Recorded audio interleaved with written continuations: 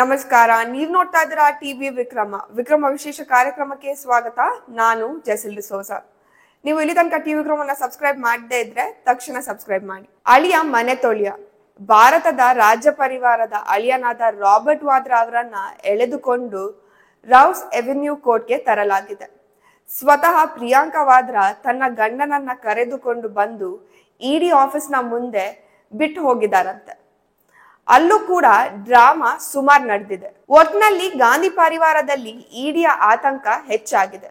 ಅಷ್ಟಕ್ಕೂ ರಾಬರ್ಟ್ ವಾದ್ರಾ ಮಾಡಿದ ಹಗರಣ ಏನು, ಇದರ ಬಗ್ಗೆ ಸ್ವಲ್ಪ ಡೀಟೇಲ್ ಆಗಿ ಮಾತಾಡೋಣ. ರಾಬರ್ಟ್ ವಾದ್ರಾ ಮತ್ತು ಪ್ರಿಯಾಂಕಾ ವಾದ್ರಾ ವಿರುದ್ಧ ನಡೆಯುತ್ತಿರುವ ಪ್ರಕರಣ ಏನಂದ್ರೆ, ಹರಿಯಾಣದಲ್ಲಿ ಸೀಕೋಪುರ್ ಅನ್ನುವ ಸ್ಥಳ ಇದೆ.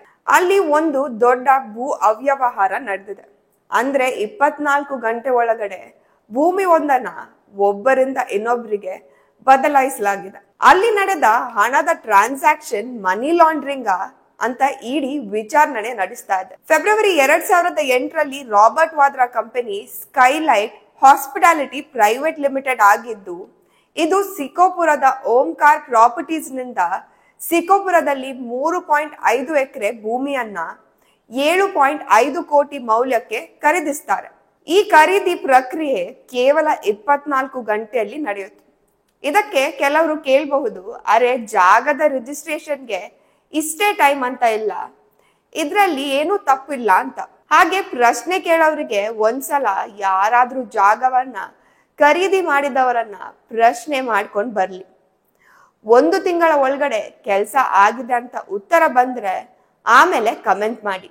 ಇಲ್ಲಿ ಇನ್ನೊಂದು ಇಂಟ್ರೆಸ್ಟಿಂಗ್ ವಿಷಯ ಏನಂದ್ರೆ, ಈ ಒಪ್ಪಂದ ನಡೆದ ಟೈಮಲ್ಲಿ ರಾಬರ್ಟ್ ವಾದ್ರಾ ಮತ್ತು ಪ್ರಿಯಾಂಕಾ ವಾದ್ರಾ ಡೆಲ್ಲಿ ಮೂಲದ ರಿಯಲ್ ಎಸ್ಟೇಟ್ ಏಜೆಂಟ್ ಮೂಲಕ ಹರಿಯಾಣದಲ್ಲಿ ಸಾವಿರಾರು ಎಕರೆ ಭೂಮಿಯನ್ನ ಖರೀದಿಸಿದ್ರು ಅಂತ ಇಡಿ ಹೇಳ್ಕೊಂಡಿದೆ. ಏಜೆಂಟ್ ಆದ ಸಿಸಿ ತಂಪಿ ಅವರ ಮೂಲಕ ಭೂಮಿಯನ್ನ ವಿವಿಧ ಸ್ಥಳಗಳಲ್ಲಿ ಖರೀದಿಸಿ ಮಾರಾಟ ಮಾಡಲಾಯಿತು.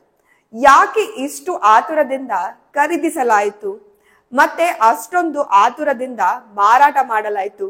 ಇದರಿಂದ ಇಡಿಗೆ ಮನಿ ಲಾಂಡ್ರಿಂಗ್ ಇರಬಹುದು ಅನ್ನುವ ಸಂದೇಹ ಶುರುವಾಗಿದೆ. ಇಲ್ಲಿ ಇನ್ನೊಂದು ವಿಷಯ ಏನಂದ್ರೆ, ವಕ್ಫ್ ಬಿಲ್ ತಿದ್ದುಪಡಿ ನಂತರ ಪ್ರಿಯಾಂಕಾ ವಾದ್ರಾ ಎಲ್ಲಿದ್ದಾರೆ ಅನ್ನೋದು ಯಾರಿಗೂ ಗೊತ್ತಿರ್ಲಿಲ್ಲ. ಆದ್ರೆ ಈಗ ಇದ್ದಕ್ಕಿದ್ದಂತೆ ನ್ಯಾಯಾಲಯದಲ್ಲಿ ಕಾಣಿಸಿಕೊಳ್ತಾ ಇದ್ದಾರೆ. ಹಣೆ ಬರಹ ಹೇಗಿದೆ ಅಂತ ನೋಡಿ. ರಾಬರ್ಟ್ ವಾದ್ರಾ ಹಾಗೂ ರಾಹುಲ್ ಗಾಂಧಿ ಮತ್ತು ಸೋನಿಯಾ ಗಾಂಧಿ ಈ 3 ಜನರ ಕೇಸ್ ಒಂದೇ ಟೈಮ್ ಅಲ್ಲಿ ಓಪನ್ ಆಗಿದೆ.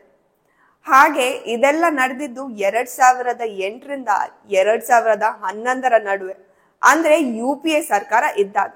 ನಂತರ ಈ ವಿಷಯವನ್ನು ಸುಬ್ರಮಣ್ಯನ್ ಸ್ವಾಮಿ ಅವರು 2012ರಲ್ಲಿ ಕೇಸ್ ಫೈಲ್ ಮಾಡಿದಾಗ ಎಲ್ಲರ ಮುಂದೆ ಬೆಳಕಿಗೆ ಬಂತು. ಈಗ ರಾಬರ್ಟ್ ವಾದ್ರಾ ಅವರನ್ನು ನ್ಯಾಯಾಲಯಕ್ಕೆ ಎಳೆದುಕೊಂಡು ಹೋಗಿದ್ದಾರೆ.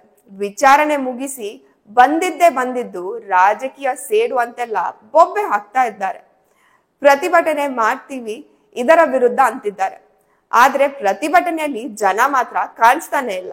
ಇಡಿ ಗಾಂಧಿ ಪರಿವಾರದಲ್ಲಿ ಸೋನಿಯಾ ಗಾಂಧಿಯನ್ನ ಬಿಟ್ಟು ಮತ್ತೆಲ್ಲರನ್ನ ಬೇರೆ ಬೇರೆ ಪ್ರಕರಣದಲ್ಲಿ ಹಿಡಿದಿದೆ. ಆದ್ರೆ ಈ ಬಾರಿ ರಾಹುಲ್ ಗಾಂಧಿ, ಸೋನಿಯಾ ಗಾಂಧಿ ಹಾಗೂ ರಾಬರ್ಟ್ ವಾದ್ರಾ ಮೂವರನ್ನ ಕೂಡ ಒಂದೇ ಟೈಮ್ ಅಲ್ಲಿ ಹಿಡಿದಿದೆ. ಇದು ಸೂಪರ್ ಆಗಿರೋದು.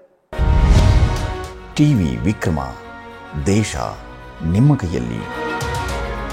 ಈ ಕಾರ್ಯಕ್ರಮ ನಿಮಗೆ ಇಷ್ಟ ಆಗಿದ್ದಲ್ಲಿ ಲೈಕ್, ಶೇರ್ ಹಾಗೂ ಕಮೆಂಟ್ ಮಾಡಿ. ಟಿವಿ ವಿಕ್ರಮದ ಕಾರ್ಯಕ್ರಮಗಳನ್ನು ನಿರಂತರವಾಗಿ ವೀಕ್ಷಿಸಲು ಸಬ್ಸ್ಕ್ರೈಬ್ ಮಾಡಿ, ಬೆಲ್ ಐಕನ್ ಒತ್ತಿ.